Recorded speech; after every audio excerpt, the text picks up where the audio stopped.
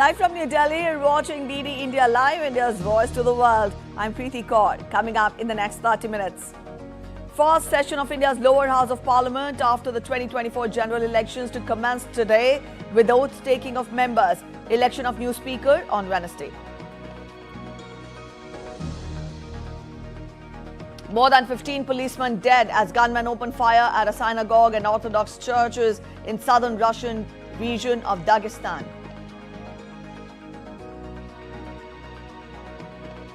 Israeli Prime Minister Netanyahu says intense fighting against Hamas in Rafah about to end. More troops deployment along the northern border with Lebanon begins. Intense heat continues to upend normal life across the globe. Heatwave scorches US East Coast and Spain. Deaths during Hajj pilgrimage reach 1,301. Stoppage time thrillers liven up Euro 2024 on Sunday. Germany scored a last-minute equalizer against Switzerland to seal top spot in Group A. Hungary snatch a 100-minute winner to send Scotland packing.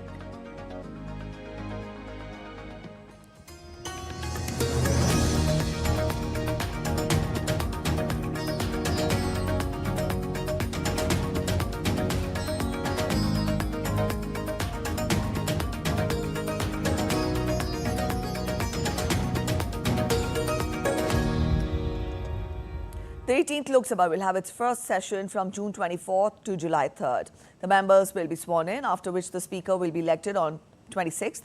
The President will address the joint session of both the houses on 27th, and during the session, the Prime Minister is expected to introduce his Council of Ministers to the Parliament. The opposition is expected to raise several issues as well during the 8-day session. We get you more in this report. The first session of the 18th Lok Sabha will be held from 24th June to the 3rd of July 2024. All members will be sworn into their respective seats after having won the recently concluded parliamentary elections. Pro Tem Speaker Bhartruhari Mehtab will administer the oath to the members, who will then be assigned seats with the Treasury or opposition according to their party affiliations.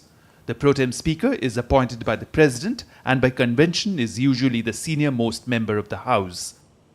The newly elected members will then elect the Speaker, who will become the presiding officer of the House for the term of the Lok Sabha or until he or she is removed by a majority vote. In a similar procedure, the members will also elect a Deputy Speaker of the House. The Deputy Speaker's post, however, has been lying vacant since the 2019 elections and through the term of the 17th Lok Sabha. As this is the inaugural session, the President of India, who is the head of state, and all its branches will address a joint sitting of both houses of parliament. The address will likely outline the government's agenda for the next 5 years. The session will span 8 days, during which Prime Minister Modi will introduce his Council of Ministers to both houses. Additionally, after a decade, a party has qualified to appoint a leader of the opposition, requiring 1/10 of the Lok Sabha's total strength, which is currently 55 members. The Congress party with 99 members meets this criteria. The opposition aims to discuss several issues during the session, including concerns of the NEET examination, railway safety post recent accidents, alleged misuse of government agencies, purported distress among farmers, and alleged economic mismanagement. Bureau Report, DD India. The Indian Medical Association expressed its gratitude to India's Prime Minister Narendra Modi and other key ministers for their response to the concerns surrounding the NEET UG examination controversy. The Indian Medical Association welcomed the government's decision to transfer the investigation of alleged irregularities in the NEET UG exams to the CBI. The association commended the removal of Director General of the National Testing Agency and the appointment of Sri Pradeep Kumar Kharoka as the new Director General. IMA also appreciated the introduction of stringent laws aimed at combating malpractice and irregularities in competitive exams. UGC Chairman Professor M. Jagadesh Kumar welcomed the government's intervention on reforming the National Testing Agency or the NTA by way of a high-level committee. Government ने एक high level expert committee को भी form किया। NTA को कैसा restructure करना, इसका functioning को रिस्ट्रक्चर करना, और दूसरा ये पूरा प्रोसेसेस जो होता है एग्जामिनेशन कंडक्ट करने में, ये प्रोसेसेस और डेटा सिक्योरिटी प्रोटोकॉल्स, ये सभी विषयों में एक कमेटी ने रिकमेंडेशंस देगा, सो दैट आगे दिनों में जब हम एग्जामिनेशंस कंडक्ट करते हैं, एग्जामिनेशंस फेयर, ट्रांसपेरेंट और क्रेडिबल रहेगा। Professor Govindan Rangarajan, Director of India's premier science education institution, the Indian Institute of Science, Bengaluru, also expressed optimism that the measures taken by the government to reform the NTA will go a long way in making the exams credible, transparent and fair, and also appealed to everyone to be patient. Since this is an issue which affects lakhs of students, a very thorough investigation into the matter is required before an informed decision can be taken. Unfortunately, overnight solutions are not possible in such complex cases.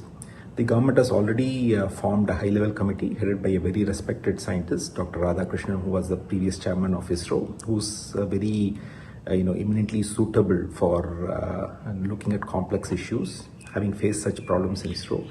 So that committee will give its report in 2 months. Further, CBI is inquiring into the matter. The Supreme Court is also seized of this matter. So let's wait for all the inputs to come. I think we need to have patience when dealing with such complex issues. I think once all these come, definitely a very good solution can be found so that such problems don't recur again. Vice Chancellor of India's premier central university, the Delhi University, Professor Yogesh Singh, also expressed hope at the steps taken by the government in light of paper leak of NEET exams, and also assured the students that their interest will be foremost and they should not feel disheartened. जो संभव steps हैं वो ले रहे हैं ताकि विद्यार्थियों के बीच में जो अविश्वास का माहौल पैदा हुआ है वो दूर हो। और मैं आपके माध्यम से भी कहना चाहूँगा, हमारे जो बच्चे इसमें अपीयर हुए स्टूडेंट्स, उनको भी एक भरोसा रखना चाहिए सिस्टम के ऊपर, क्योंकि शिक्षा मंत्रालय जहाँ से भी जैसे पॉसिबल है वो सारे स्टेप तो ले ही रहा है, साथ में ये इंश्योर करेगा, सुनिश्चित करेगा कि आपके भविष्य के साथ कोई भी खिलवाड़ न हो। India's External Affairs Minister Dr. S. Shankars was on a day-long visit to the UAE on Sunday. During the visit, he met UAE counterpart Abdullah bin Zayed Al Nahyan in Abu Dhabi. Both the sides held productive and deep conversations on the ever-growing comprehensive strategic partnership. Dr. S. Shankars appreciated the discussion and his insights on regional and global issues. Earlier, Dr. S. Shankars visited the Babs Hindu temple in Abu Dhabi. This visit to the first traditional Hindu stone temple in the Middle East underscores the growing cultural and diplomatic ties between India and the UAE. BAPS, which stands for Bokha Sinwasi Akshar Purushottam Swaminarayan Sanstha, is a prominent Hindu denomination with a global presence. Dr. S. Shankars said that the temple is a visible symbol of India-UAE friendship and radiates a positive message to the world and is a true cultural bridge between the two countries. The Indian Meteorological Department issued a yellow alert in some districts in northern India with heat wave conditions likely in the next 5 days. The department forecast a rise in maximum temperature by about 2 degrees Celsius over most parts of West Uttar Pradesh, Haryana, Chandigarh, Delhi and Punjab during the next 3 days, while central India will likely witness a fall in temperatures. IMD issued advisories suggesting people to avoid heat exposure. Indian Army engineers of 3 Shakti Corps constructed a 150 feet suspension bridge in North Sikkim, reconnecting the border villages which got cut off due to continued heavy rains. The bridge will also help in facilitating movement of people and provision of relief material to the locals inhabiting the area. Meanwhile, the Met Department has forecast very heavy to extremely heavy rainfall over Sikkim, Kerala, West Bengal, Ghat areas of Tamil Nadu, Konkan, Goa, Maharashtra and Karnataka in the next 5 days.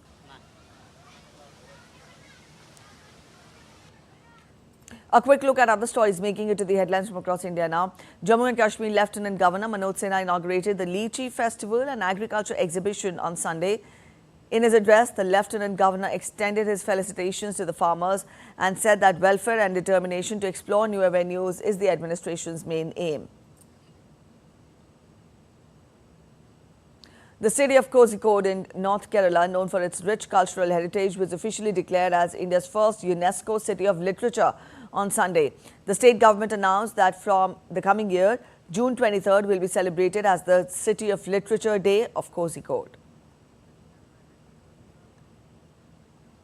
You're watching DD India Live. We're heading for a short break, but after the break, Tibetan spiritual leader Dalai Lama to undergo medical treatment for his knees in New York.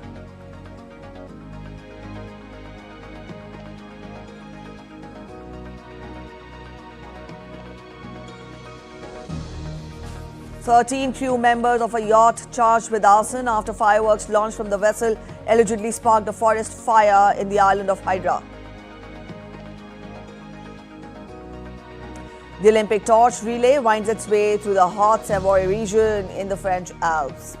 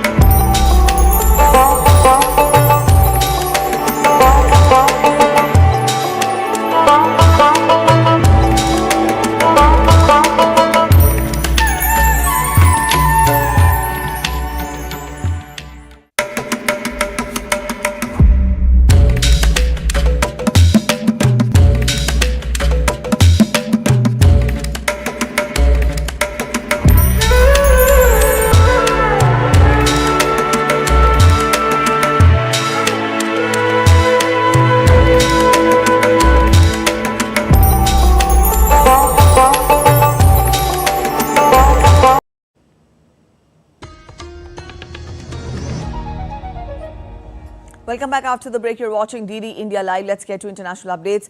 An Orthodox church and a police post were targeted in a simultaneous attack across the cities of Derbent and Makashkala in Russia's North Caucasus region of Dagestan on Sunday. More than 15 people and officers were killed and multiple people were injured in the attack. 2 churches and 2 synagogues were targeted in the attack. There was no immediate claim of responsibility for the attacks. State news agency TASS said that 2 sons of the head of Dagestan's Gokala region were among the attackers who were detained by investigators. It also reported that the Interior Ministry said both the synagogue and the Orthodox Church were the targets of the attack. Also, according to the latest information, 5 gunmen who were among the attackers have been killed.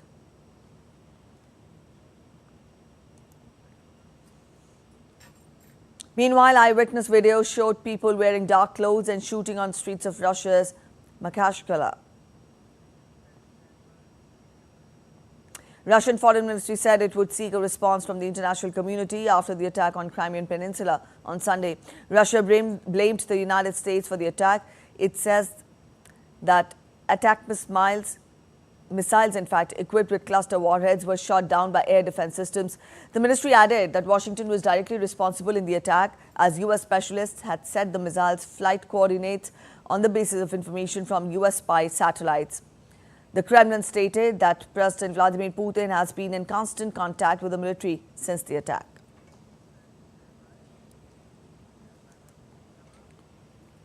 Several Russian strikes hit Ukraine's eastern city of Kharkiv on Sunday. A person was killed and 10 people were wounded in the attacks. The regional governor, Oleh Syniehub, said that the school was hit along with a private home where the casualties had occurred. The governor added that Russia appeared to have used glide bombs in the attack. Russia had regularly bombed Kharkiv throughout the conflict between Russia and Ukraine.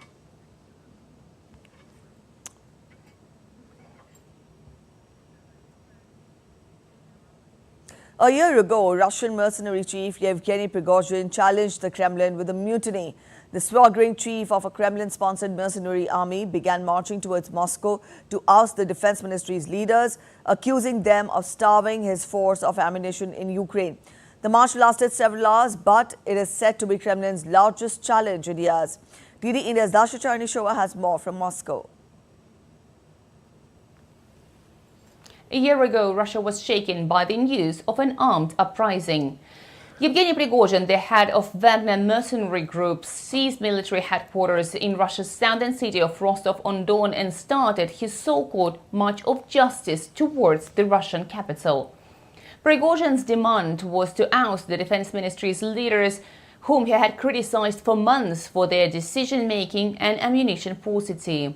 President Vladimir Putin went on TV and called the rebellion a betrayal and treason. Prigozhin's march lasted several hours and was abruptly stopped after the president of Belarus, Alexander Lukashenko, brokered an amnesty deal for the rebellious mercenary chief. Yet 2 months later, on the 23rd of August, a business jet carrying Yevgeny Prigozhin and his top associates crashed between Moscow and St. Petersburg, killing all 10 people on board. The Kremlin denied involvement, and Prigozhin was later buried in his hometown of St. Petersburg in a private ceremony. A year after the mutiny, Russia has made changes Prigozhin was calling for. Authorities have increased military ammunition output manifold, and several high-ranking military officials are now on trial. Dasha Chernysova reporting in Moscow for DD India. Let's get to updates on Israel-Hamas conflict now, with a stern statement coming in from Israeli Prime Minister Benjamin Netanyahu. He said the phase of the intense fighting against Hamas in Gaza Strip was coming to an end. However, the conflict would not end until the Islamist group no longer controls the Palestinian enclave. Netanyahu also spelled out his plans once the intense fighting is over in Gaza. Let's listen in.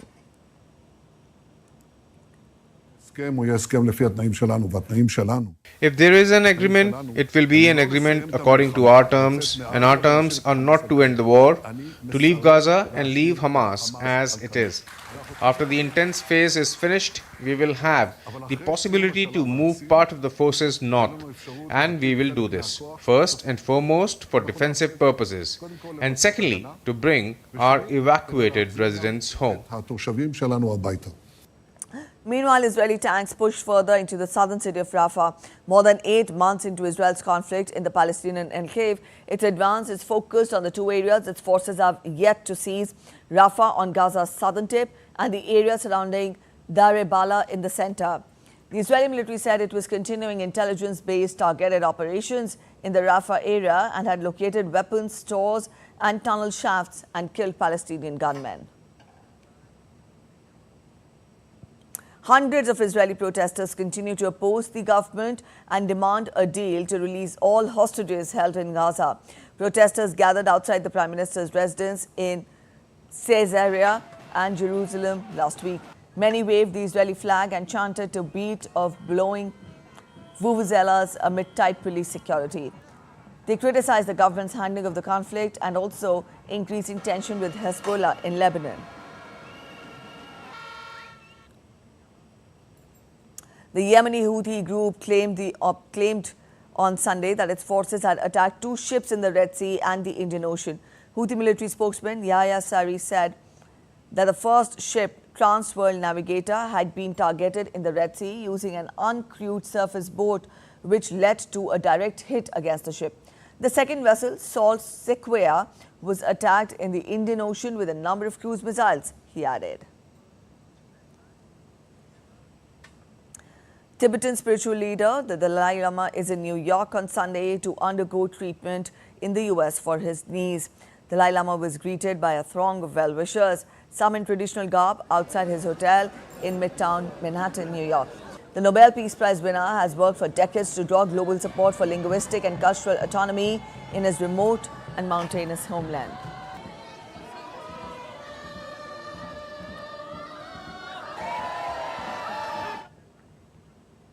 Manchester Airport, in fact, says it hopes that the operations will be back to normal on Monday after a power outage caused dozens of flight cancellations and delays on Sunday. DD India's Ollie Barrett gets us more from London. Well, Manchester Airport saying that it hopes that on Monday things will start getting back to normal at the airport after power has been restored, but having to work through planes and passengers being in the wrong place. Some planes did take off from Manchester Airport on Sunday, but without baggage. So baggage will have to be reunited with a lot of passengers as well. The power failure that took place on Sunday, in the early hours of Sunday morning UK time, really knocked out the ability to do things like move baggage through the airport, carry out security checks for departing flights, and that meant therefore that at the terminals 1 and 2 of Manchester Airport, dozens of flights had to be cancelled. Thousands of passengers have been affected by all of this right at the start of the British summer holiday season, just as it's beginning to get very busy and see thousands of people leaving each day for their summer holidays. The boss of Manchester Airport has given a personal apology, has acknowledged the disruption that this has caused for many thousands of people. Airlines like Virgin, EasyJet, Jet2, tour operators like TUI are among the businesses that have been affected by all of this. It also means that a lot of flights had to be diverted elsewhere that were due to arrive at Manchester Airport because there simply wasn't room for all of the planes coming in because of the number of airlines that weren't able to take their flights off. So huge disruption being caused at what is the biggest UK airport outside of London. Ollie Barrett in London reporting for DD India. Over 100 million across the US are under heat warning, with cities on the East Coast racing to sizzle in record-breaking temperatures as the heat dome causing the dangerous conditions expands to the West Coast. Residents in Washington, D.C.'s Georgetown neighborhood and in Boston, Massachusetts were seen at various water fountains to keep themselves cool. Also, Baltimore and Philadelphia are forecast to touch records near 100 degrees Fahrenheit, while temperatures rise in the 19s into the 90 degrees F in states like Idaho, Montana and Wyoming, as much as 15 degrees above normal for this time of the year. As per the National Weather Service of the U.S., the extreme heat is predicted to shift to Nebraska and Kansas.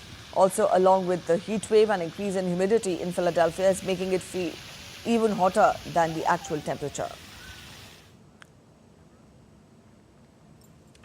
At least 1,301 people have died during Hajj pilgrimage this year. Saudi Arabia authorities said that mostly unauthorized pilgrims walked long distances in intense heat. This year's pilgrimage took place during a heat wave, with temperatures at times exceeding 50 degrees Celsius. Health Minister said efforts had been made to raise awareness about the dangers of heat stress and how pilgrims could mitigate this. Health facilities treated nearly 500,000 pilgrims, including over 140,000 who did not have a permit, and some were still in hospital for heat exhaustion.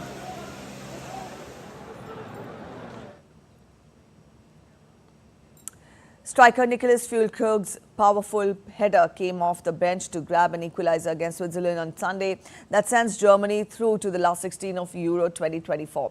Germany are now on a 7-game unbeaten run, stretching back to November, and kept plugging away until the equalizer eventually came through Füllkrug. Also, Germany topped the pool with 7 points from their 3 games, 2 ahead of Switzerland. Also, Switzerland's passage through to the last 16 is also secure. Early Hungary snatched a 100th minute winner on Sunday to beat Scotland 1-0 and put themselves in contention for a last 16 spot. Kevin Zobot's breakaway goal with almost the last kick of the match ensured Hungary finished third in Group A with 3 points, while Scotland ended in the last place on 2 points.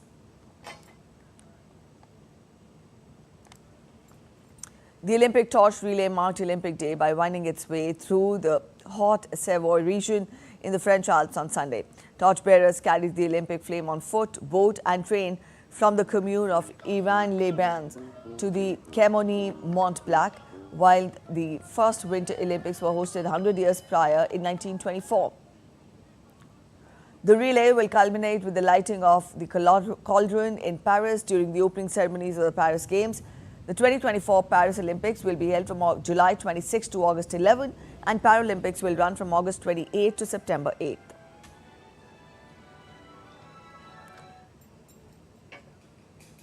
That's it in this edition of DD India Live, but let us know your thoughts on the news of the day. For those of you on the go, you can get all the latest news and updates from India and across the world on the DD India mobile app. You can scan the QR codes on the screen to download now. We'll be back with more news as it breaks here on DD India. I'm Preeti Kaur signing off, and from all of us at in Delhi, thanks for watching DD India Live.